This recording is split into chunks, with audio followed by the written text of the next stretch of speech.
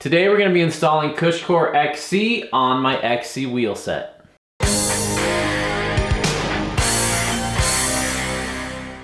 We're going to be installing this on my NV M525 cross-country rim.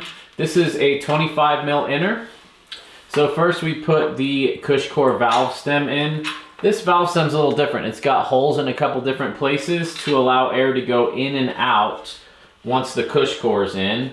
Cush Cores come with new valve stems. I haven't installed the XC one yet. We'll see how this goes. This is a narrow tire, narrow rim. This is a lot lighter than the regular Cush Core. All right, here we go. Oh, that was way easier. Okay, this is gonna go well, I can tell.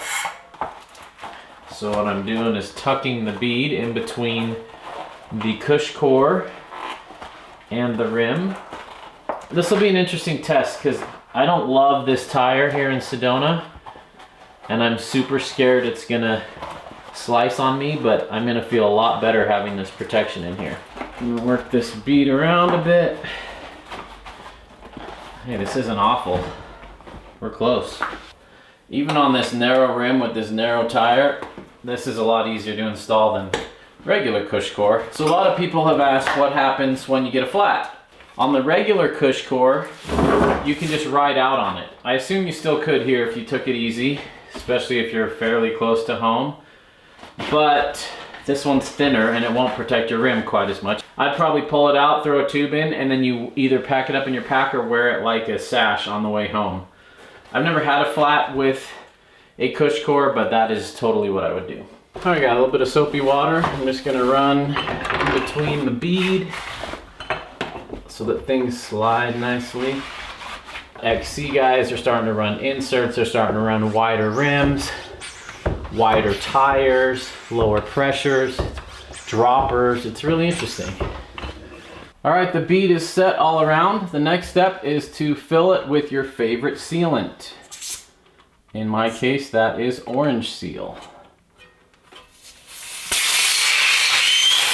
So the sealant can definitely get past the Cush Core. Inside you've got all these little channels anyway, so the sealant's all sloshing around.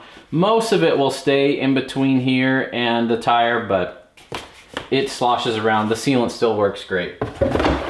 We're putting in orange seal endurance sealant, my favorite.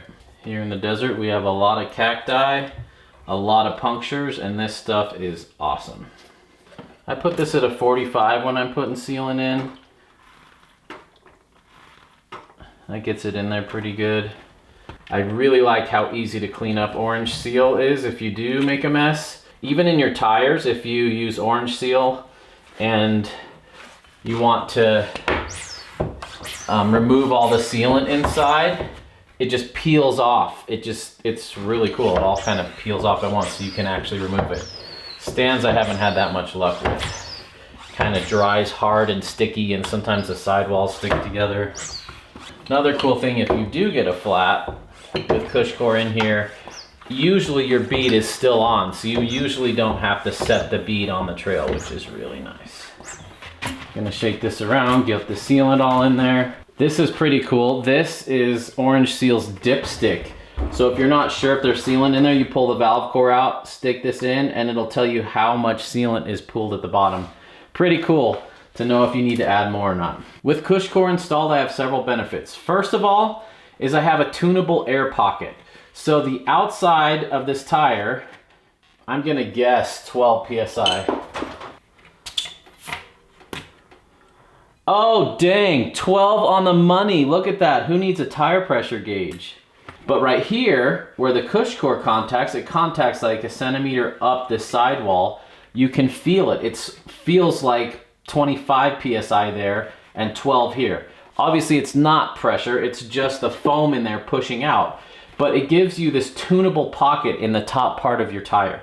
That allows you to tune for suspension feel, for traction, for fatigue. And on a hardtail where we don't have rear suspension, this becomes your rear suspension. It's actually really cool to be able to tune that pocket. It also acts like a volume spacer in your fork. Your insert takes up volume. So even though we're at 12 PSI out here, it ramps up faster. So when you push in, it gets stiffer sooner. Without the Cush Core, I'd be able to push it farther on a 12 PSI. I don't know if that makes sense. If you understand how volume tokens work in your fork, it's doing the same thing here. And an XC insert is like a small volume token, and a regular 29er insert is like a bigger volume token. So you can control how much it ramps up and tweak the feel of your bike with how big your insert is.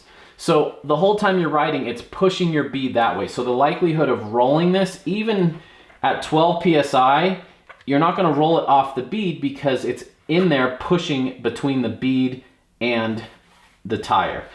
And of course, we also have the rim impact protection. If I were to strike a pointy rock really hard, the rock wouldn't come in contact with the carbon wheel, it would hit the foam and the foam would deaden the impact. Can you still get them? Yes, but you're far less likely to. Here in Arizona, with all the rocks and sharp edges that we have, Cush Core makes a lot of sense, especially with a carbon rim, especially on a hardtail. And I like the feel, I like the ride quality, but I've never ridden the XC version. So I'm gonna take these out, run them for a while, review them, and let you know what I think of them. If you're interested in a discount on Cush Core, I've got one in the link below. If you learned something today, consider becoming a patron to help support this channel. My patrons get input into which videos I make next. You get sneak peek stuff behind the scenes way before it hits YouTube, and I do private bike consulting on there. So if you're looking at getting a bike but you don't know what to get, that's how I do all of my bike consulting, is through that. Thanks for watching. There's a party in the mountains and you're invited.